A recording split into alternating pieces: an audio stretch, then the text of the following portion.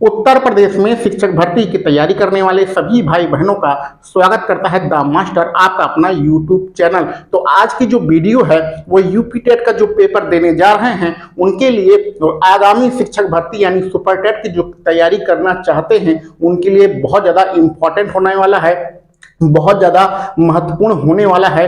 आप लोग एक गलती कर रहे हैं, उसी गलती की तरफ हम यहाँ पर ध्यान दिलाना चाहते हैं। तो चलिए वीडियो लेक्चर को स्टार्ट करते हैं। आज का टॉपिक है कि भैया प्रैक्टिस सेट होता क्या है, प्रैक्टिस सेट लगाने का क्या सही तरीका है, प्रैक्टिस सेट लगाने से क्या हमारे नंबर बढ़ेंगे अथवा नहीं बढ़ेंगे, क्या इससे पूरा सिलेबस कवर हो जाएगा। तो देखो भैया, जो प्रैक्टिस सेट होता है, अच्छा उससे पहले कुछ लोग जो कमेंट कर रहे थे व्हाट्सएप पे या और भी जहां पर कमेंट करते थे उनके कुछ कमेंट ले लेते हैं। तो कमेंट में कुछ लोगों ने कहा कि सर आप जो क्वेश्चन देते हैं उसके नीचे ये 4 विकल्प लिखा रहता है और जो विकल्प सही हो उसके आगे ऐसे हाईलाइट कर दीजिए, ठीक है। कुछ लोगों ने कहा सर हाईलाइट मत करिए, सिर्फ टिक लगा दीजिए।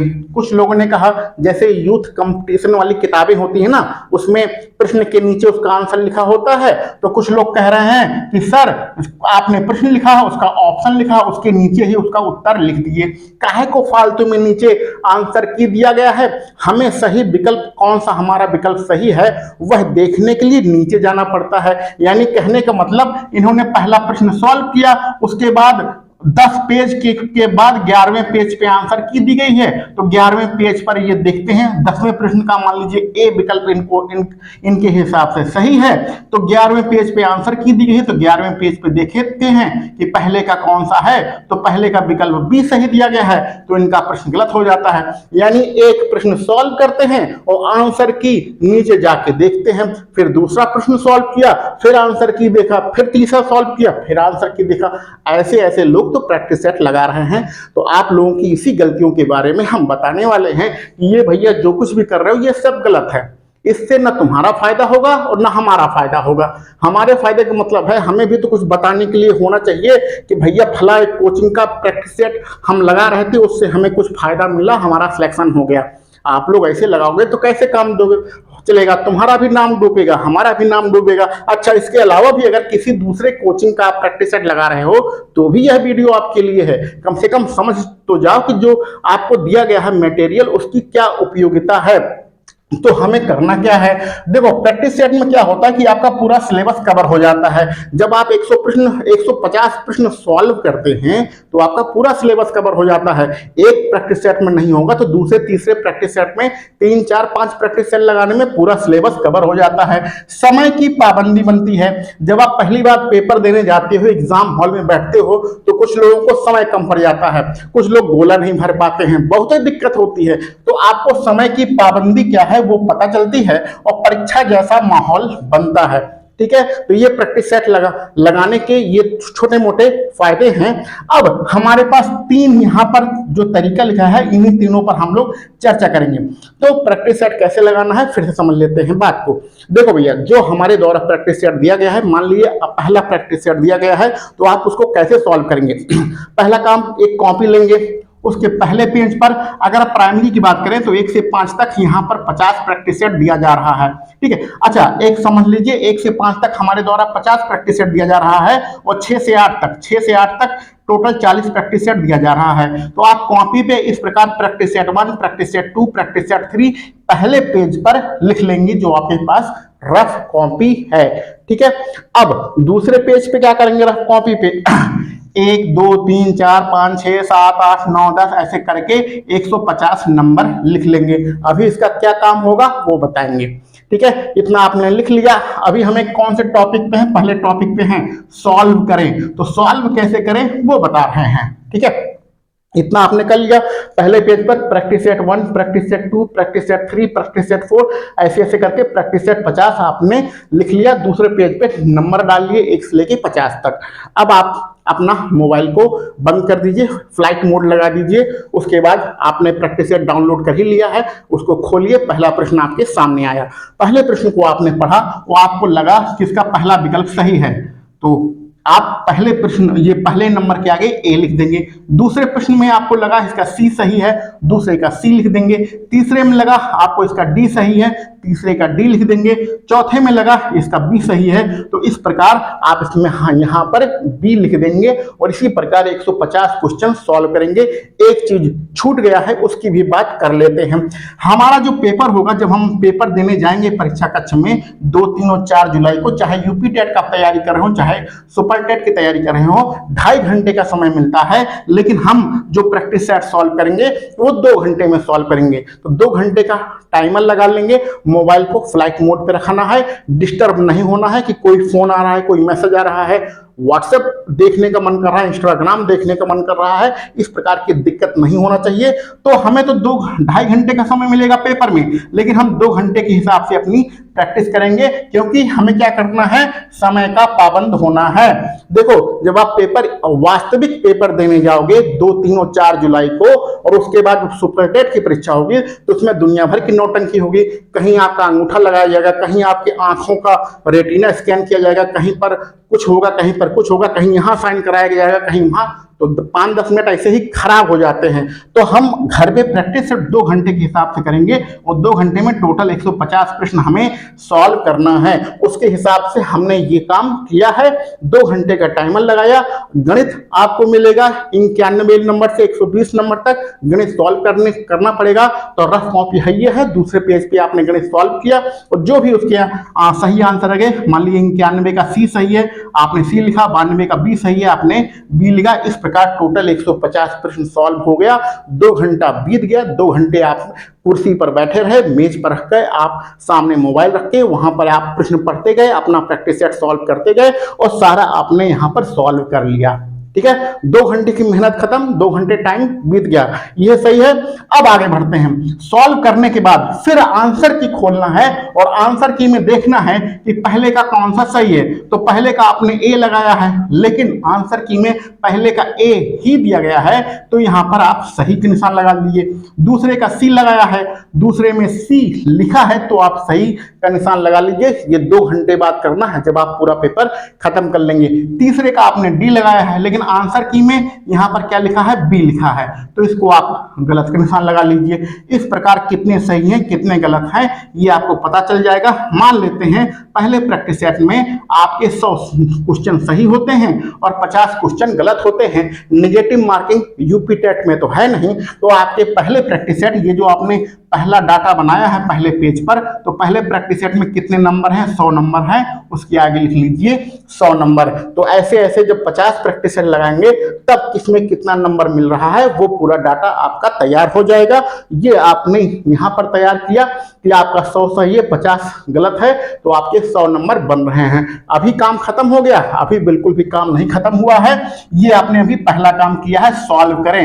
अब आपको करना है विश्लेषण। तो विश्लेषण किसका करेंगे, ये जो गलत हुआ है इसका करेंगे। ध्यान से बात को अब समझिए।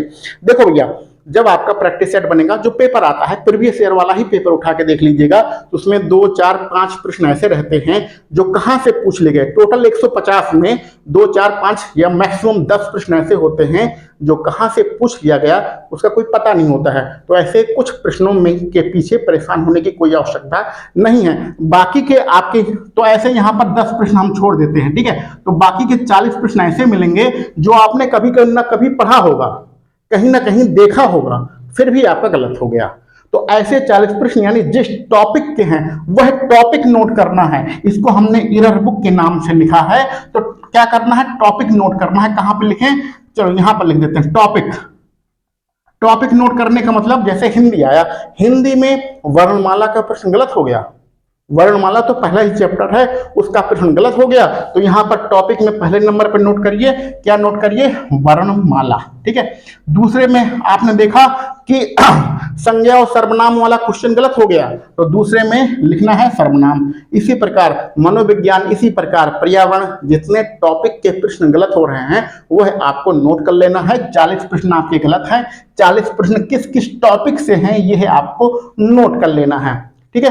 अगर कोई गणित में फार्मूला आप भूल गए हैं और वो प्रश्न आपका गलत हो गया, तो गणित में लिख लेना, भैया ये फार्मूला मुझे याद करना है। तो इस प्रकार से आपने क्या किया, एरर बुक बना लिया। यानी एरर बुक मतलब मेरी कितनी गलतियां हो रही हैं। विश्लेषण किया, सॉल्व, पहले नंबर पे सॉल्व किया, फिर उसका विश्लेषण किया कि कितना सही है कितना गलत है। जो गलत है किस टॉपिक से गलत है वो आपने डाटा बना लिया, उसको हम लोग कहेंगे एरर बुक। अब अगला प्रैक्टिस सेट लगाने से पहले, क्योंकि ऐसे जब करेंगे तो मान लेते हैं 20 या 30 आपके टॉपिक बनेंगे, 40 प्रश्न गलत है तो 1-2 प्रश्न, 3 प्रश्न तो ऐसे रहेंगे जो सेम टॉपिक से ही रहते हैं।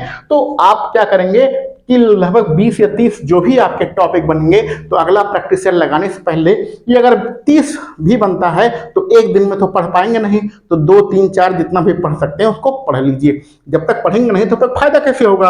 और फिर अगला प्रैक्टिस सेट लगाना है, अगले प्रैक्टिस सेट में भी यही प्रक्रिया अपनाना है। ध्यान देंगे कि जो आपने 1, 2, 3 टॉपिक पढ़ा है तो अगले में आपके नंबर जरूर बढ़ जाएंगे, 105 तक आप 100% पहुंच जाएंगे। तो पहले पेज पर यहाँ पर 105 लिख लीजिएगा, दूसरे के आगे और फिर वही करना है, कितने सही कितने गलत। तो यहाँ आपके गलत रहेंगे 45, वो किस टॉपिक के हैं नोट कर लेना है। अब आप देखेंगे कि कुछ ऐसे टॉपिक हैं जो कॉमन हैं, जो पहले प्रैक्टिस सेट में भी आपके गलत हुए थे, दूसरे प्रैक्टिस सेट में भी गलत हुए थे, क्योंकि समय तो मिला नहीं पढ़ने का ज्यादा, इसलिए सारे टॉपिक तो अभी आप पढ़ पाए नहीं हैं। तो यानी कि उन कॉमन टॉपिक को नोट नहीं करना, वो तो पता ही भाई ये गलत हो रहा है, अब रहने दो, ठीक है। तो ये कहानियां आपको ऐसे करना है, इसको कहते हैं एरर बुक। जो गलत हो रहा है उसको नोट करो और फिर उसको पढ़ो, और जब पढ़ोगे तो अगले प्रैक्टिस सेट में वो सही होता जाएगा। ये है प्रैक्टिस सेट लगाने का सही तरीका। और इस प्रकार 2 घंटे का समय देना है भैया, 10 मिनट में प्रैक्टिस सेट नहीं लगाना है। कुछ लोग तो ऐसे हैं कि सुबह 7 बजे प्रैक्टिस सेट भेजा जाता है, जो अपना टेलीग्राम चैनल है उस पर सुबह 7 बजे प्रैक्टिस सेट भेजा जाता है और 7:30 बजे तक इनका प्रैक्टिस सेट खत्म हो गया।